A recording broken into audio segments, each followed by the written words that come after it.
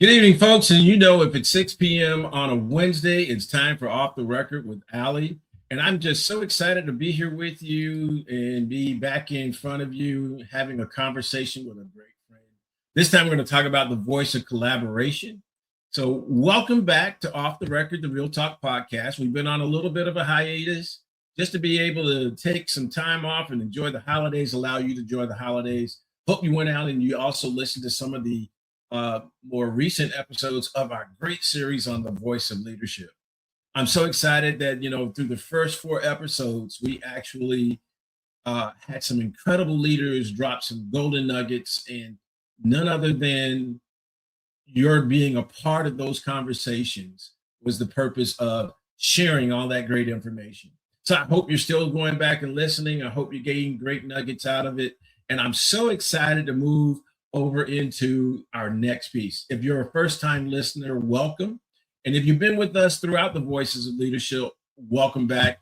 And thanks for staying tuned on this journey. This series is about more than just titles. It really is about the lived experience of leadership, what it really takes to earn trust, lead people, and empower them to help build people-first cultures and create impact that lasts. Today's episode is titled The Voice of Collaboration. I'm so excited to have this young lady who's joining us share about the spirit of collaboration and the work that she does. Collaboration is a word that we hear all the time, and it shows up in mission statements and strategy decks and performance reviews. But what I'm really excited about is that real life collaboration isn't always easy, and we're going to talk about it. But when you do it, it's so worth it. It requires trust, it requires humility, and sometimes it requires leaders to take control and let go of control. And I think the most important piece in that is helping leaders learn how to let go of control. My guest today is Judith Smelser, President and General Manager of Central Florida Public Media. Please join me in welcoming her to the show. Hi, Allie. Hi, how are you? It's great to be with you. I'm really good. Happy New Year. Thank you. Same to you. And it's so powerful to have you in the studio. Folks, if you're not aware, public media means this is our voice in Central Florida that shares information all across the community. I've had a long-term relationship with the organization, served on the board, and just really excited about where Judith has taken, her and her team have taken Central Florida Public Media. So Judith, I'm going to be quiet here for a moment and ask you if you would share just a little bit more about yourself and about Central Florida. Well, thanks so much again for having me, Allie. Central Florida Public Media is really a beloved institution in our region. It's been beloved by me. I started my relationship with Central Florida Public Media over 20 years ago, and thank you for calling me a young woman, but I don't feel so young these days when I say that. I started as a reporter in the newsroom here and worked my way up to news director, and then was recruited to go elsewhere, went away and did other things, did some consulting for a while, and then returned about 4 years ago in this role as president and GM. And it's a role that I am incredibly honored and privileged to serve in and to serve this community in this way, because Central Florida Public Media is the region's only local nonprofit news organization that serves the entire 9-county region. And we are here to connect and empower our region with trustworthy independent journalism and with thoughtful conversation that's rooted in fact. We're really here to bring people together and to empower them to be informed, engaged citizens, residents, members of this community. And that's really what I'm trying to get everyone in the community aligned towards and around.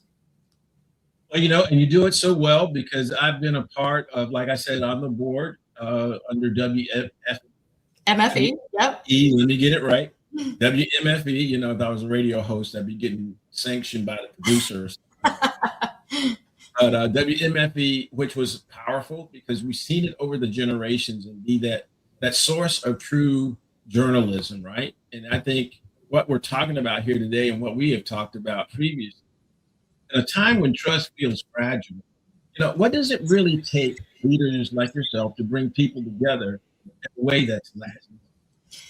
You talk about trust, Allie, and it's something that we think about and we talk about and we wrestle with so much in our industry, in the news and media and journalism industry. Because if you look at the data, what you've seen is a precipitous decline in Americans' trust in media and in journalism.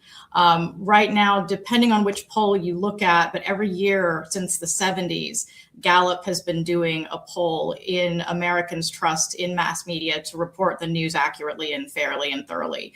And that number as of 2025 now stands at 28%. That is really, really disturbing when you think about it, because what that means is that people don't know what's true. And people don't know where to go to find what's true. There are countless sources of information out there, or things at least masquerading as information. But what we're seeing is that people really don't know who to trust, where to turn.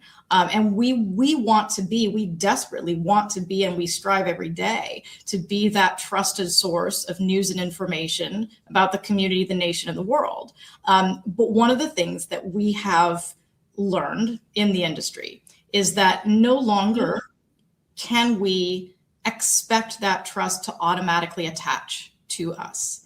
We need to be in partnership with our community, with our audience, with our potential audience, to talk with them about why they should trust what we do. We talk a lot about, and one of our strategic goals this year is around transparency, and is around really putting some time and effort and resource into explaining how we do the work that we do.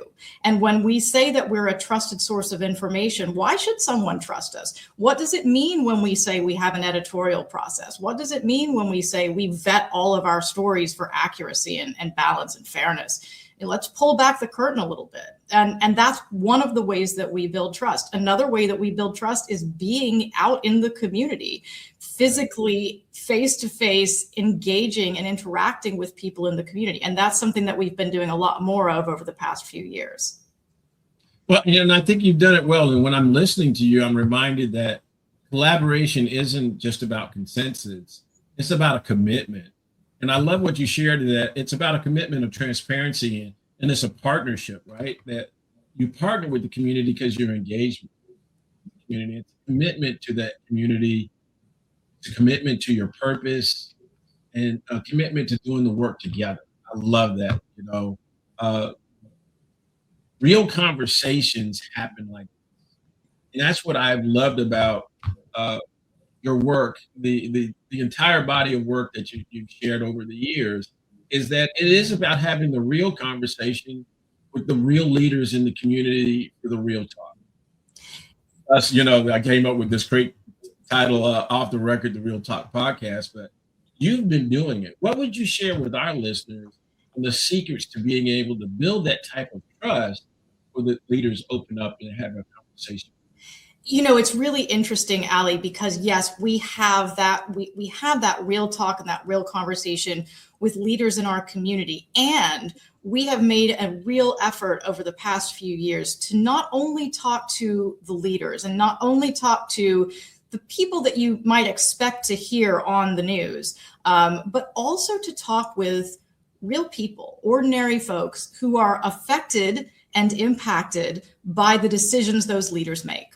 So we want to hear from the leaders, and we want to ask for accountability from our leaders. That's the job of a news organization, is to hold the powerful to account. But the job of a public media organization is to reflect the voices of our community. And that means going beyond just the usual suspects, going to this week, for example, on our local public affairs show, Engage, which is also available as a podcast. We had on a number of folks who were affected by the recent increases in premiums because of what's happened with the end of the subsidies in the Affordable Care Act. And so that's in every household, right? We heard from folks who were dealing with this, and we talked to them about, what are you going to have to cut back on because of this? What does this really mean, in your real life? But in order to be able to do that, we have to have the trust of those folks. It takes something for somebody to be willing to put their trust in a news organization to tell their story accurately, to let them speak for themselves and be the subject matter expert, be the one with the lived experience, give voice to that lived experience. That's part of what we're trying to do. And another really interesting thing that we've done over the past year and a half or so is a project that brings regular people together from across the ideological spectrum. This is a project called One Small Step. And it's a project where we bring pairs of people together who have different worldviews. Maybe they have different political views. Maybe they have different religious affiliations. And they participate in a facilitated conversation where they talk to each other across that divide and find common ground, not to debate, but to really talk about their values and their influences and to build trust with one another. And honestly, we have had some of the most real conversations in those rooms that we've been privileged to share with our audiences. And by doing so, to show the community what it looks like to talk with people who disagree with you and to realize they're human beings too. And I think right now, that's really necessary. And that's a big role that we need to play. And I think you just hit on a major point, right? Sometimes it's not always about getting along. Sometimes it's about having discourse. And that, when we think about it, disagreement is inevitable, especially in collaborative spaces. I love the story that you shared at the Vox Populi about how these different organizations who may have been seen as competitors in the landscape are actually looking at how can we work together. Would you mind sharing a little bit of that conversation we had?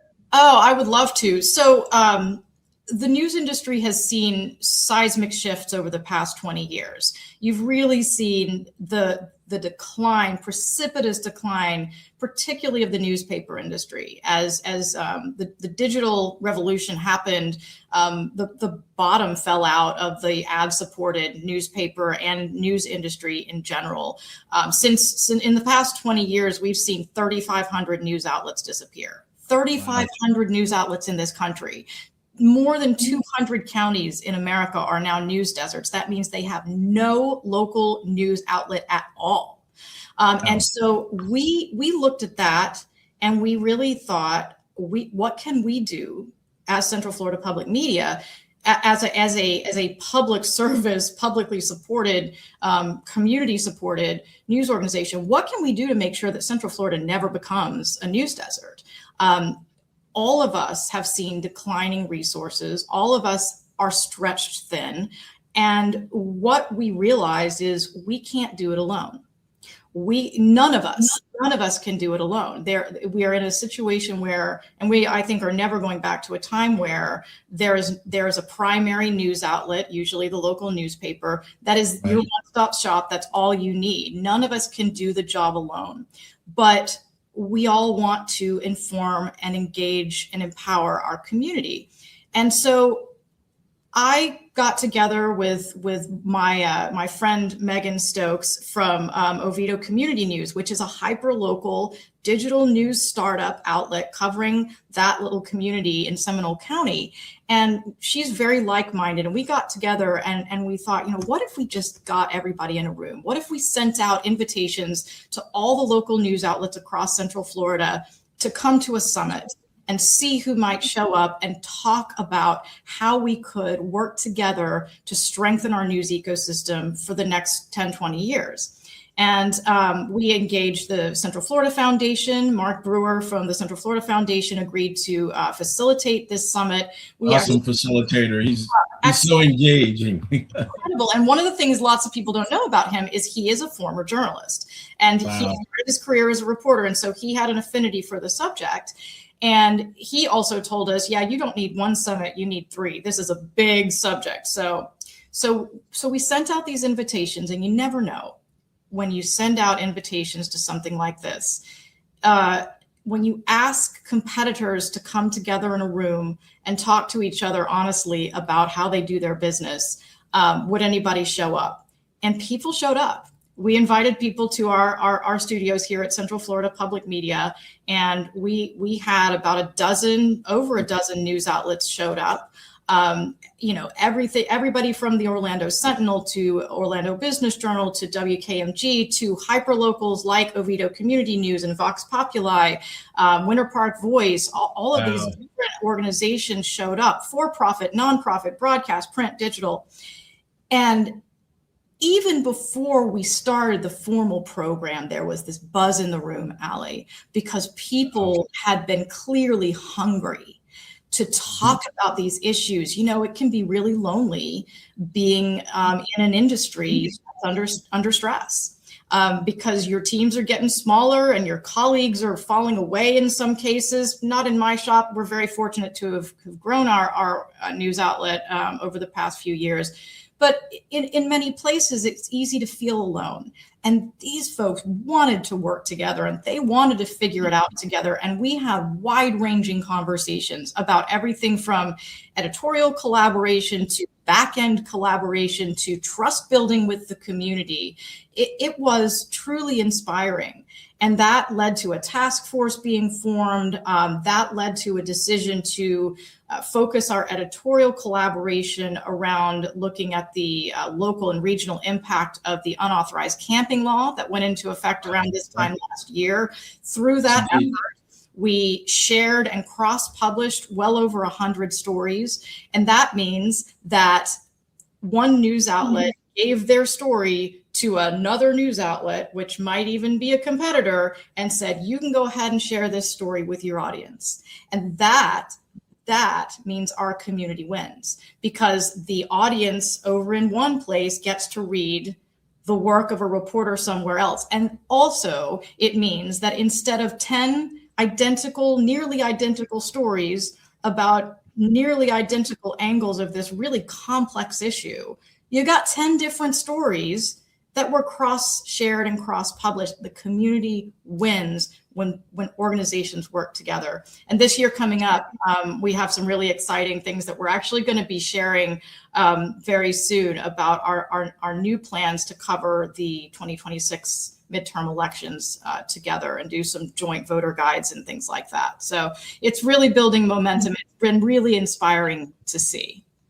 Well, and I love to hear that, because, here, truly you brought competitors to the table, right? And you said, how can we best do this? And what I think of that is you built alignment. Said, okay, and I love the ideas of cross-pollinating, because one of the things you do is you try to look to find validation of the story you read over here somewhere else, to say, okay, is in this world of AI, we have to worry about fake news. And that was a term years ago. Now it's reality. That, when you can find the true spirit of journalism, where you're sharing and it's about the people, the purpose, and the partnership, I think that goes really back to what we were saying. It's true leadership. So I applaud every single one of you. Now, Vox Populi gets my nod along with Central Florida Public Media. And, I have to say something to the hometown paper. I'm a product of Oviedo. So really excited about what they're doing, but you're bringing this spirit of collaboration to the community. Now, if a leader's listening here, how can I sit down when there's a competitive environment and understand how to do good from what we're doing? Yeah. What would you share with them? So I think the starting place is get people in the room. People like yourself have been very kind in congratulating me and the partners on building this collaborative. And I've thought about what is it? What made it work? And the first step is get people talking to each other. Just provide the opportunity for people to be in the room. Number two, model vulnerability. And what I mean by that is, when I kicked off the first summit, I said something along the lines of, I'm sure that there are things that we're all nervous about going into today. And I'll name mine. and I modeled that. And I said, one thing I'm nervous about is potentially creating something new, i.e. a collaborative that people may want to support financially, and that could risk taking support away from my organization, which depends almost entirely on philanthropic support. I'm nervous about that, but I believe that we're going to build something that is so exciting that people who never thought about supporting journalism are suddenly going to want to support it, and that's going to help all of us. But I heard from people afterwards who said the fact that you, Judith, stood up and named that fear that you had, I think it gave us all permission to be vulnerable and to share and to be honest and open and to say the things that needed to be said in that room. So I think those are the two things. I mean, then the collaborative sort of took on a life of its own, which is really exciting. But get people in the room, give them the opportunity, and create the right environment. And that means modeling vulnerability, modeling candor, and speaking your truth. That gives people the opportunity and the permission and the courage to speak their own truth. Yeah, and I love how you said that, because, a lot of times it's in leadership, we're teaching people the spirit of collaboration is, we'll say we're coming together. I can remember my days at Disney, the greatest collaborative efforts I've ever witnessed was Blue Sky, when they were coming together to create new vision. And it was about getting people in the room. And one of the things that I got to expand their vision, now you had to imagine telling Imagineers to expand their vision, was to say, get your partners in the room. A lot of times they were building these incredible attractions that bring people together all across the world, right? But they were doing it, the creative team was doing it absent of the project management. Yes. And then the two of them may get together at some point and say, oh, great, we're going to go build this great thing. It's going to take 18 months, 2 years. And then this guy shows up, or this young lady shows up from finance and goes, yeah, that's wonderful. It looks good. You only got $100 million. Out here is about 250. So, let me know when you guys get it fixed, and then bring me back in the room. But what if we did what you're modeling? And I love the term modeling vulnerability. What if the creators opened their set up to say, let's bring finance and project management into Blue Sky? And, I watched them actually do that, and it just improved the quality of the product, because then creatives knew what they were managing to the budget, and the project management team wasn't feeling like it was stuck in the middle, pulling between the two to try to create this incredible piece, but at the same time stay within budget. So, I think one of the things we can learn from our conversation here for leaders, here's the nugget to take away, is be vulnerable enough to make sure you bring all your partners in if you can. Then what you may come up with is something truly incredible. There's a great author out there, Franz Johansson, wrote The Medici Effect. And he talked about bringing disparate things together to create new and incredible things. And I think that's a possibility, even in the world of public media, and reaching out and making sure that community is engaged. You're doing such a phenomenal job of that. Not one of the things is Allie doesn't give accolades if you didn't achieve them. So I want listeners to know that it's not just a love fest here. It is truly embracing, especially in this difficult climate. You're in the world of media in one of the most challenging times in our history. How is that impacting the product that you're putting out, whether it be podcast or in your radio programs? How are you approaching that?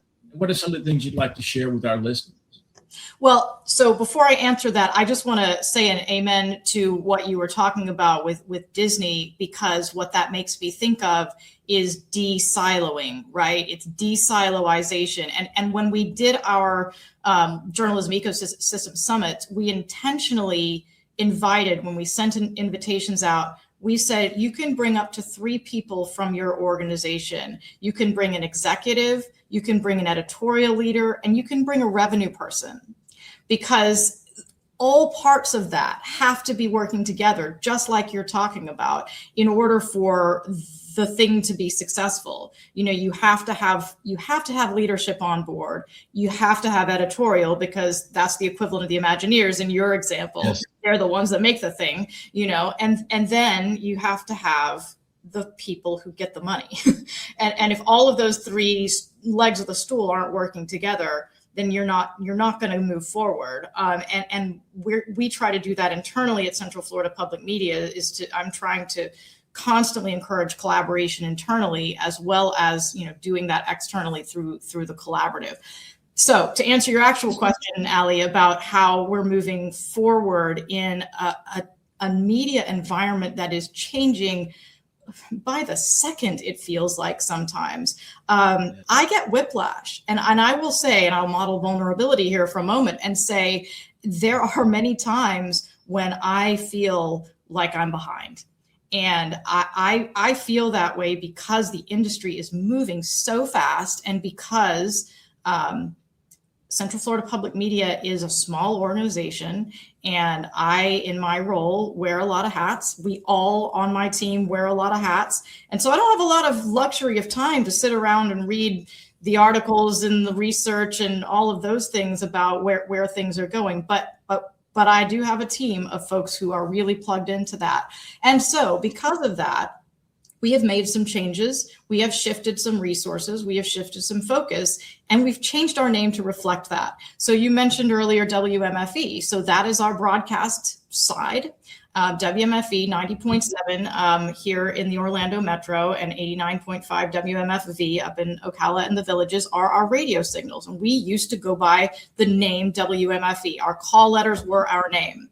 But over time, we have evolved into a multimedia news organization, because that's where the audience is, and that's where the need is. And so it didn't make sense for our name to be our call letters. We still have those call letters, and we still operate that radio signal, but that's only one of the things that we do. We have put more resources into our digital output, such as we have one of the most robust regional news or local and regional news websites in the region now at cfpublic.org. We have a robust local news app, free mobile app on the phone. We have 4 local podcasts. We have a weekly news update newsletter called The Wrap that you can subscribe to. We are all over social media, and that's where our audience is growing, on digital platforms, on the web, on podcasts, on the newsletter. That's where the audience is. This just like we can't automatically expect trust to attach to us, we can't think that if we build it, they will come. We have to be in those spaces, just like you are with this podcast. People are in the podcast world. We all have to be too. People are scrolling on their phones on social media. We need to all the time. Be in their feed. There's a lot of misinformation out there. There's a lot of disinformation out there, but we need to provide real information there where people already are, and explain why we should be trusted and we should be their source of legitimate, reliable, local, regional, national news. Well, you know what? And I thank you for sharing the locations again. And I'm going to ask you before we wrap up, I want them to know where they can find a media point that has credibility.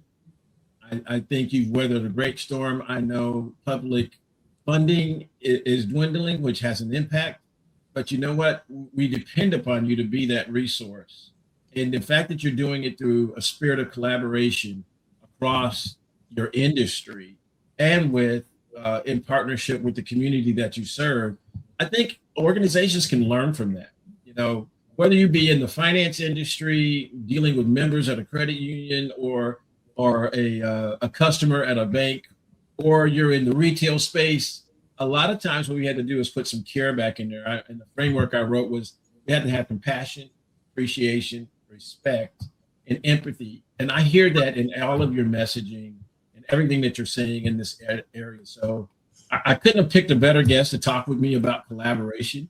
We could probably spend another 30 minutes, but I'm winding down here because I'm trying to be mindful of your time and the listeners. And listeners, I want you to know that, go back and listen to all 7 of these episodes. And I guarantee you the voice of leadership is going to change the way you lead. It's going to change the impact you make in your organization. So as we come to a close, Judith, what would you like to share? What are we got the 2 takeaways, get them in the room, and then model vulnerability. But what else would you like to share with the listeners of Off the Record, the Real Talk podcast? I would really love to share that if you're looking for a place to find reliable, fact-based news and information about our community, our local community, we have made big investments in our local news capacity. We've grown our local news capacity by 50% over the past 3 years.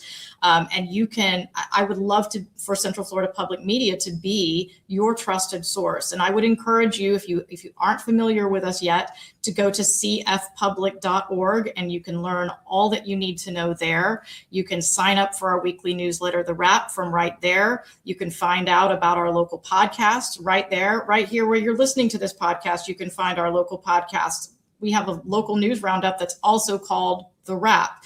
It gives you all the local news that you need to know from the week in about 12 minutes. So that's really easy to do, and it doesn't require too much of your time.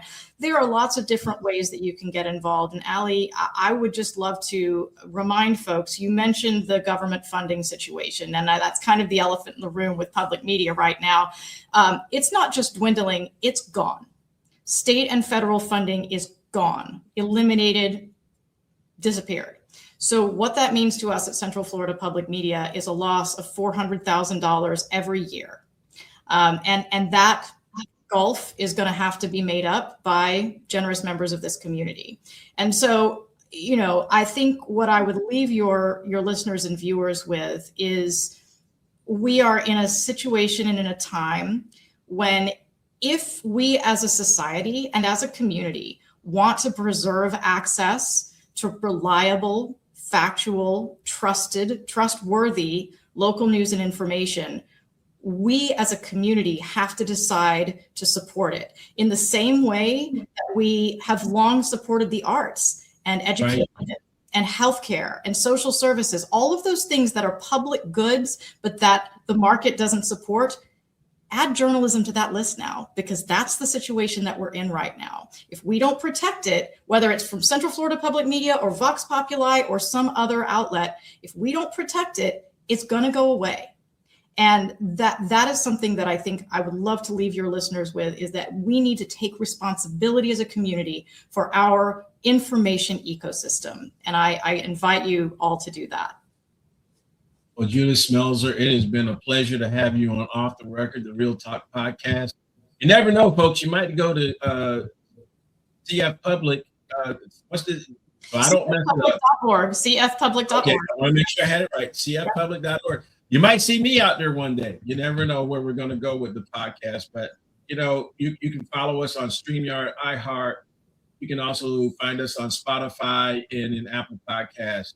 But it's been so good to have you on the show. I thank you for taking my invitation and accepting it and coming on and sharing these nuggets of leadership, especially from a spirit of collaboration, where the messaging that you deliver to the community is so important about empowering. What a pleasure it's been, Allie. I really, really appreciate talking to you. And what you're doing here with this podcast is really, really important, I think, for leaders in this community. Thank you so much. And folks, I just want to say, if it's 6:00 on a Wednesday, to drop by. This episode will be followed by an incredible piece. I'm going to have a local, well, I won't say he's so local because he's on the south. He's in the Southeast, but I'm going to have a guest that's incredible coming on, leader of one of the historically Black colleges and university. And we're going to talk about the voice of voice of courage. And we're going to finally round this out with the voice of legacy. And I got a special guest coming for that one as well.